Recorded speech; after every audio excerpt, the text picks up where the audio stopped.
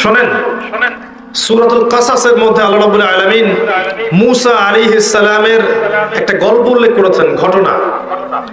যে মূসা আলাইহিস সালাম যখন শুআইব আলাইহিস সালামের কওমের মধ্যে গেলেন, সেখানে তিনি একা ছিলেন, কারণ তিনি মার্ডার কেসের আসামি হয়ে গেছেন।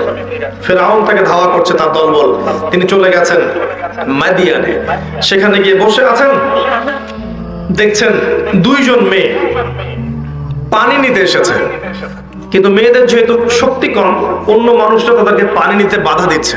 ওরা আগে আগে নিচ্ছে, মেয়েরা দাঁড়িয়ে আছে অসহায়ের মতো। মূসা আলাইহিস সালামের শক্তি ছিল, সাহস ছিল এবং অত্যন্ত ব্যক্তিত্ব সম্পন্ন একজন মানুষ ছিলেন। তিনি গিয়ে নিজে ওই মেয়ের দুটোর যে বালতি পানির, এগুলো নিয়ে নিজে গিয়ে পানি নিয়ে মেয়েদেরকে দিলেন, উপকার করলেন। এবার এই মেয়ে দুটো বাসায় চলে গেল। এদিকে মূসা আলাইহিস সালাম একটা গাছের নিচে বসে আছে।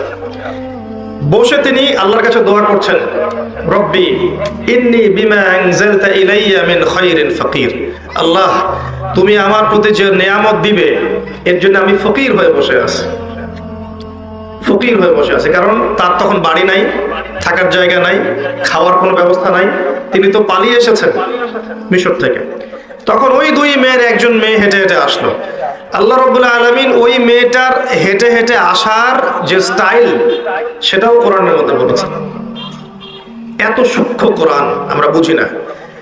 তিনি বলেছেন আল্লাহ পাক যে মেয়েটা লাজুক ভঙ্গিতে হেঁটে মূসার কাছে আসলো। কি ভঙ্গিতে? লাজুক ভঙ্গিতে হেঁটে মূসার কাছে আসলো। এসে বলল, আমার বাবা আপনাকে বাসায় ডেকেছেন। তার বাবার নাম শুআইব আলাইহিস সালাম। এই যে মেয়েটা লাজুক ভঙ্গিতে হেঁটে এসেছে, এই কথাটা কোরআনে আছে। তার মানে মেয়েদের হাঁটার মধ্যেও একটা আদর্শ আল্লাহ দিয়েছেন। এখনকার এই জেনারেশনের হাঁটা কি লাজুক ভঙ্গিতে? এদের হাঁটা দেখলে শত শত না লক্ষ লক্ষ যুবক জেনায় লিপ্ত হয়ে যাচ্ছে হাঁটা দেখে।